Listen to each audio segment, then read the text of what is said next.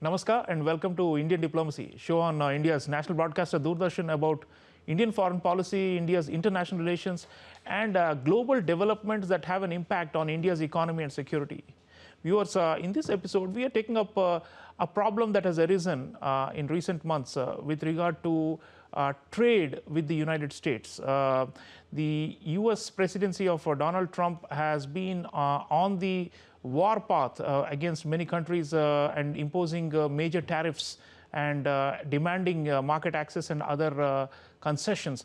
So how are different countries dealing with it? This is something we have been observing for a long time, but now it has reached a crescendo with 50% tariffs imposed on India, Brazil and equivalent or somewhat lesser tariffs on many other countries. So we are going to be trying to understand this phenomenon of the trade war as it stands today and its implications for India and for the world at large. And to discuss this, I'm very privileged to introduce you to a domain expert. She's a scholar of economics and of trade at the Indian Council for Research on International Economic Relations, or ICRIER, prominent think tank, Professor Arpita Mukherjee. Hello, nice to meet you. Professor Mukherjee has written extensively on the trade tensions and is a widely sought expert on this matter. Professor Mukherjee, it's great to have you here, but we are gathering to discuss a rather grim topic, which is the rising tensions between India and the United States at a time when we are supposed to be comprehensive global strategic partners and joining hands and closing ranks. But unfortunately, this friction has arisen. And we had the reciprocal tariffs of 25%, and lately these were doubled to 50% because of a geopolitical or so-called national security issue of the United States, which is the Russia's war in Ukraine. So we are now, facing 50% tariffs, which sounds like a huge blow. But I'd like if you could start by explaining to our audience the reciprocal tariffs, the negotiations we have done thus far, and where there have been sticking points and why we have not been able to close a deal with the Trump administration for so long.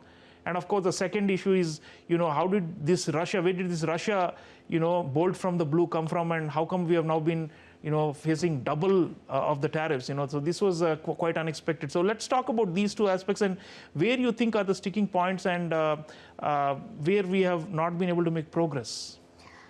Thank you very much. See, basically when Trump came to power, his kind of agenda was to close the Russia-Ukraine war. So today, if you see, that hasn't happened, and that has been a major issue for him to think through that, why it is not happening. Secondly, what is happening is that when the US fiscal deficit. So he was also trying to address the US fiscal deficit, treasury, bring more money to the treasury, and one way forward to that was and bring manufacturing back to America. All of that together drove his agenda of a high tariff. At that point, he was quite happy with India. The happiness was for two reasons. One is that, he met Mr. Modi and India unilaterally liberalized tariffs from their whiskey to their pharmaceuticals. So we did show an intention, for which we really did not face the brunt of the reciprocal tariff that he declared based on the trade deficit, because we did not also have that big a deficit with the Americans. $40 billion. Our deficit is much smaller, our trade integration is much smaller compared to Vietnam and others. Then the negotiations began, and with the negotiations, when it began, they kind of put a lot of penalty on China. China retaliated. Some countries rushed to negotiate, like the UK. We also closed our UK deal, but we were negotiating at a space and we wanted a balanced outcome. So therefore we were not anti-reducing the tariff to the US, but the balanced outcome is something which is very complex. If you look at the Indonesian negotiation, you will find that they are not negotiating only tariff. They are negotiating digital trade. If you look at Japan, they are making investment decisions. So there is a massive things that need to be looked into. And this came all of a sudden. It's not like India had done a lot of research. There has been a lot of industry consultation on this particular speed of the trade agreement. USTR, actually around, even in July, USTR came out with saying that they are progressing well with the discussion on trade with India, and they expect something around October. So it was like July 1st, it was taken that, you know, there will be a tariff imposed. They imposed a tariff, but the problem that happened was that the tariff that they imposed, they added the Putin tax. That Putin tax is the component on non-economic grounds, which has nothing to do with the trade deficit. On a non-economic ground, non-calculated ground, that is something which came suddenly as a bowl, because India does import a lot of oil from the Russia. So does, you know, EU and the US. It's not like that we are only importing, but that the entire geostrategic is first time brought into the picture, and it was brought into the picture very strategically at the time when America is trying to negotiate the war and its future with the Russians. So they impose that on us, then the next week they are having the meeting, then the USTR comes in. So this is a situation, sometimes, you know, Russia's prerogative is not something which is in our hand. Correct. So that is one part of it is pretty It's like tough. Unexpected, you know, it's like a black swan type thing that suddenly came in. And it came at a time when India and Brazil faced that. So it was kind of a BRICS country tax, but it is not a new thing. He has been talking about a BRICS tax for a long time, but he was talking about 10% BRICS tax. What made it 25%? Why is there a rush? We really don't know the situation, but it is an announcement at this stage. It is not an implemented tax. So it is an announcement with the window and with to Trump, people say, you know, nothing is final and there is always room for negotiation. But Professor Mukherjee, let's talk about the US-India relationship at a broader level. I mean, the overall trade, goods and services, was in 2024 $212 billion. Just goods trade, which now he's targeting, is $130 billion. So clearly, I mean, suppose these 50% maximal tariffs don't come down. I mean, we are very hopeful that they will, but let's say worst case scenario, how much of that will, you know, translate into lowering the overall bilateral trade between India and the US? US has been our largest trading partner. US is a massive investor in India. So let's talk about the potential adverse effects of these, you know, humongous tariffs that have now been announced on the overall US-India commercial relationship. And the other bigger question is, what will they do to the Indian economy as a whole? Moody's is the financial consultancy is saying that maybe it will shave off 0.3% of India's GDP growth, you know, if these tariffs stay. So let's talk about the potential damage of these tariffs on the US-India trade relationship and on the Indian economy. See, US is a very large market for us, okay, but we are not so dependent on the US as Vietnam is. So just to summarize, yes, it is a very big market. Certain sectors will face a lot of competition, like if you are looking at textile, the labor intensive sectors, textile, gems and jewelry. If you look at leather products, now we are, you know, we are facing a lot of competition from the ASEAN countries, from Bangladesh. So yes, for the time being, there will be sectoral impact, adverse impact, but the bigger issue is that you can cushion out the impact if you are looking at whether if India is going to sign the trade deal with the EU. Maybe that impact will cushion down and we will get a better market access. We already have a trade deal with the UK.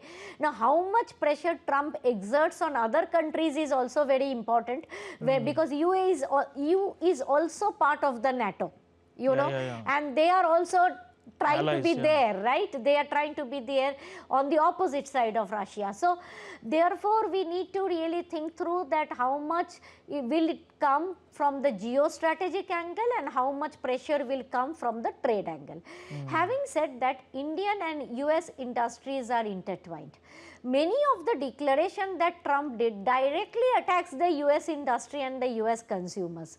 For example, he removed moratorium. Who is going to suffer? It is the US consumers who are buying online are going to suffer for the removal of the moratorium, and because he has put a tariff on Brazil. So the food inflation is already happening in the US.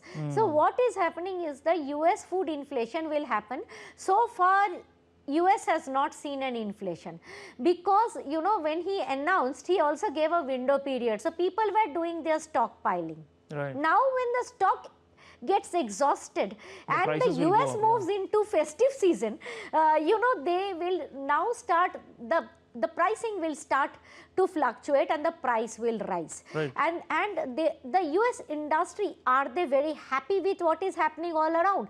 If they are not happy, they will directly pass it on to the consumers to actually find a stable atmosphere, because industry in any country wants a stable atmosphere. Yeah, so trade wars are like a lose-lose affair for all sides, and that's an unfortunate reality.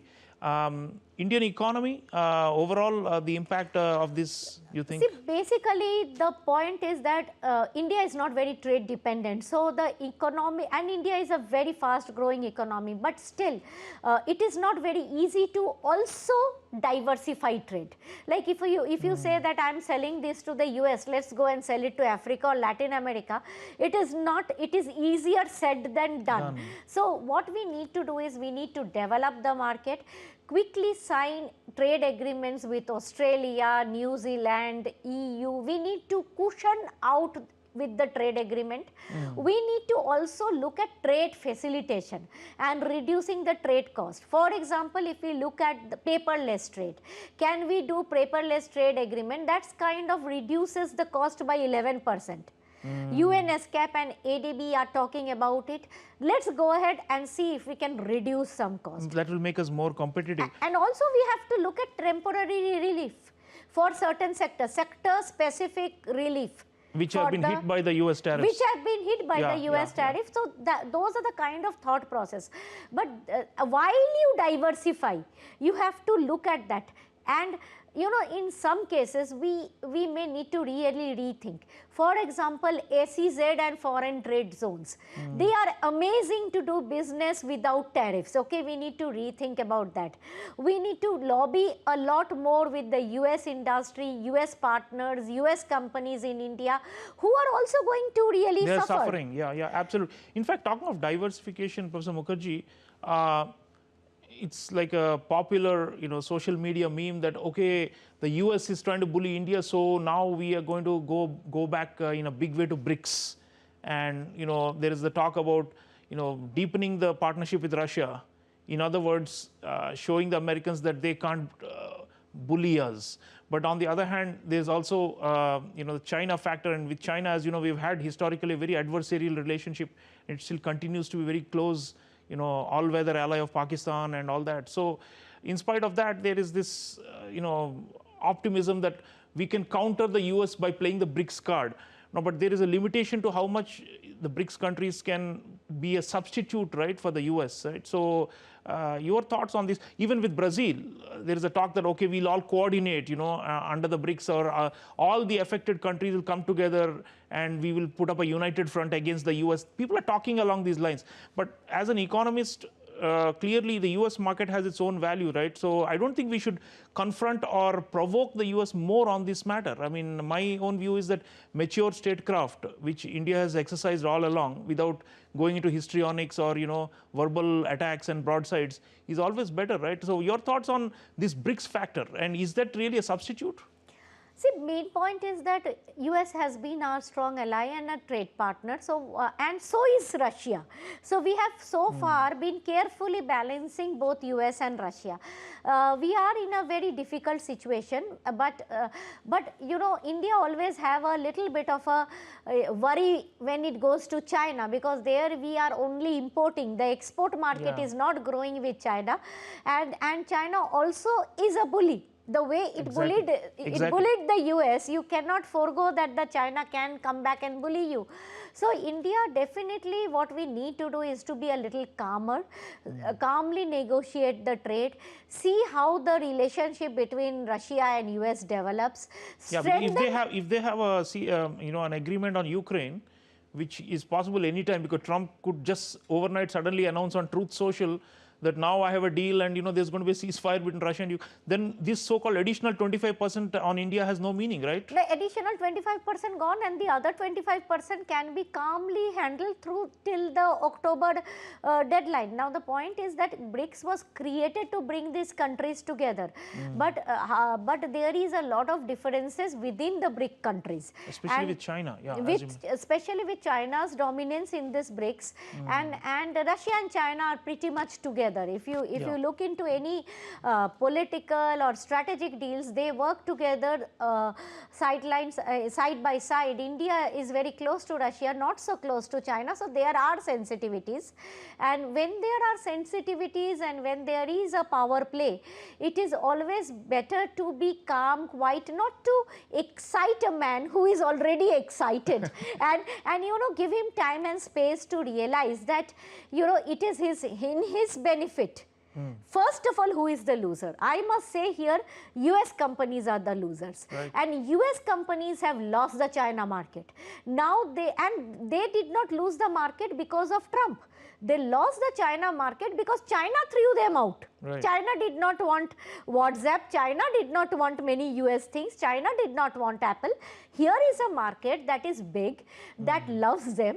It is now the time for the US companies to talk to Trump, and he's a businessman. I'm sure he will understand business. Absolutely. Yeah, and we have to work with all those, parties that are aligned to Indian interests in the US. Professor Mukherjee, you already mentioned Vietnam. Now, Vietnam, Indonesia, Thailand, Bangladesh, often we compete in certain sectors like garments, seafood, and so on. So now, unfortunately, due to this sudden escalation by Trump, we are faced with a situation where India has much higher tariffs against it than these countries.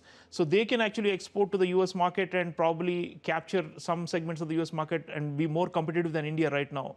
So how can we compete, with these somewhat nimble Asian neighbors who are actually close friends of ours, but in trade we also compete with them, right? So what do we do in this case where they seem to be now, at least right now, have a leg ahead of India on this whole tariff game with the US? It's very interesting to see that Trump did impose a very high tariff on Vietnam, but US and Vietnam has a reasonably strong and deep FTA. And if you look at their reasonably strong and deep FTA, there are excluding sectors, and there are sectors which may be discussed here.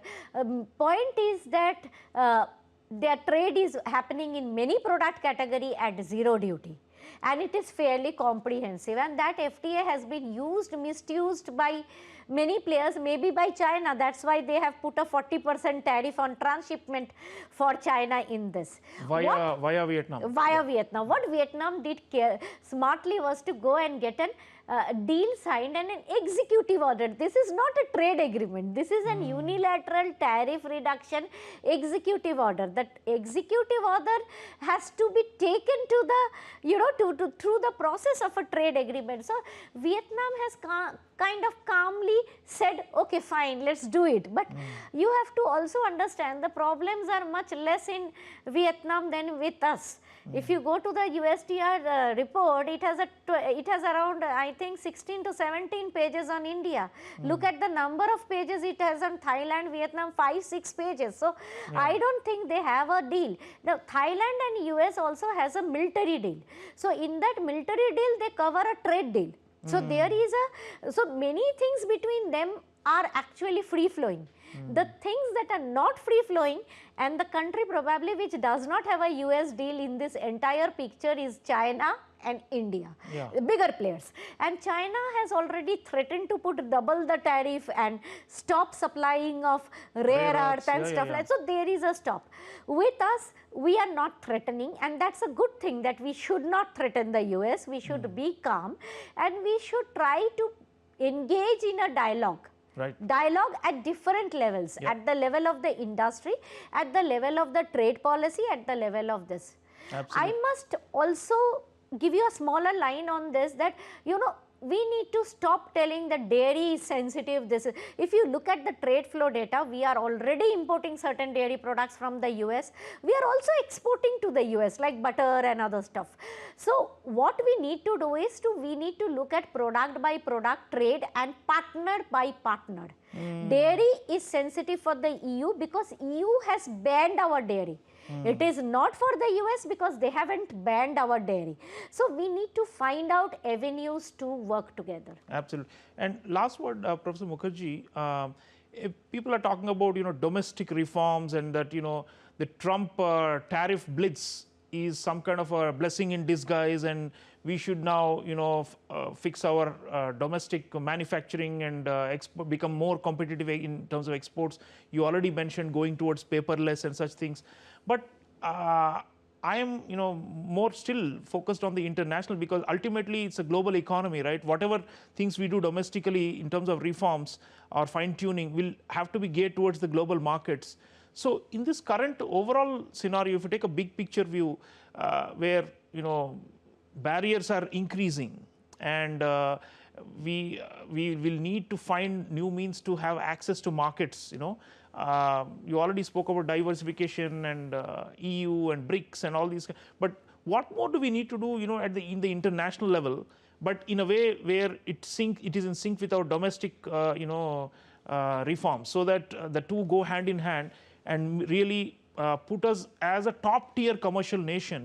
We are still in an infancy in terms of global manufacturing and all that, right? So how do we get there given these headwinds? I mean, tomorrow Trump may just declare that, okay, now I'm happy with India and the tariffs are gone. But the longer term issues with this environment where there's so much unpredictability and uncertainty in the global trading system, how do we navigate this tricky period?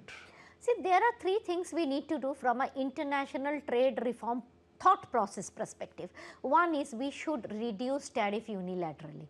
Tariff cannot be used as a weapon by any of our trade partners to actually bully us. That is your first point. You reduce tariff, you put other taxes and other means to discuss, but you cannot use tariff as a protection and others to bully us on the basis of the tariff. That is point number one. Point number two is somewhere where there is a coalition, like we did not join the WTO JSI, where there is a discussion on moratorium and custom duty moratorium and other things, regulatory synergy. US pushed the agenda for a long term and then they walked out, and now they are doing whatever they want to do. We should be in the platform at the right time and take the right decision internationally. We should preempt future issues, and therefore preempting future issues, do not allow people to reduce tariff wherever it is not very necessary, and in a very phased manner, not overnight, reducing the power of others to bully us on the basis of tariff. Implement good sustainable business practices, implement standards quality, use other tools to monitor like the rest of the world does. So if you put other tools to monitor rather than the tariff, you may be able to control imports, but you may be able to get rid of the bullying which happens through trade agreement negotiation everywhere, where tariff is then used as a tool to really talk about, everybody is talking about livelihood, tariff as a tool. That's not like this. We are a very big economy, we are a very big country, we produce the world's largest milk, we are exporting also, maybe smaller, we import much less than what we export, we have a positive trade balance in dairy, but we still think like 10 years ago, our farmers will die. If you go and talk to our farmers, I have been working with farmers in spices, they just say what it takes me to export, help me to export. If you go to coffee farmers, they tell me help me to be sustainable. So therefore there is a very good, Indians are very entrepreneurial. Let's work together towards strengthening our competitiveness. Right. So it's not just tariffs, viewers. A very important point made by Professor Arpita Mukherjee, and there will need to be a rethink in our overall, economic growth approach itself, where we may not need these protectionist barriers. I mean, India average tariff rates are what, 17% or something like that.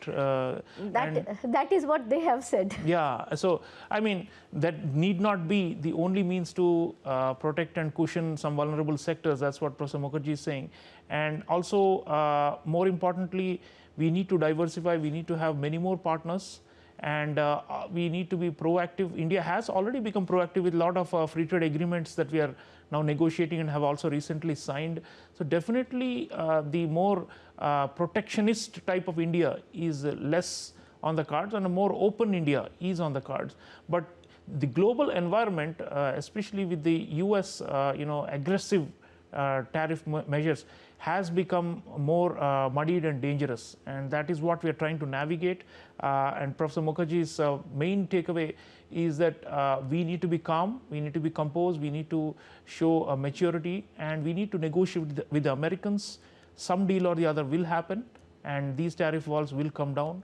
But the question is, parallel to that, what more do we need to do apart from continuing to talk with our major partner and preventing this trade friction from spilling over into other arenas?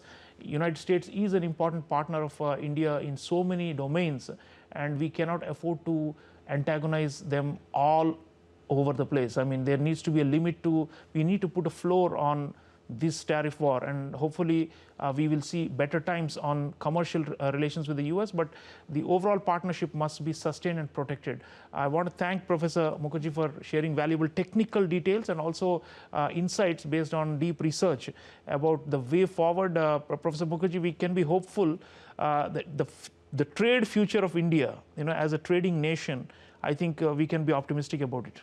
Yes, definitely. We are integrating into the global value chains. We are taking on reforms. We are not shy to do trade agreement and innovate in trade agreement. You can see the UK agreement.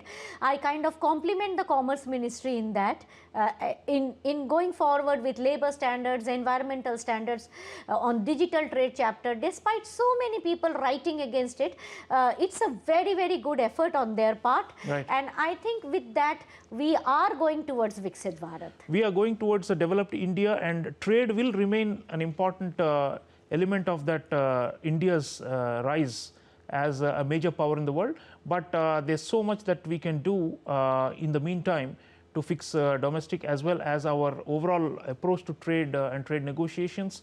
Much food for thought, viewers, in this episode. I want to thank Professor Mukherjee for being with us, and I want you all to also please reflect on some of the critical points she has made.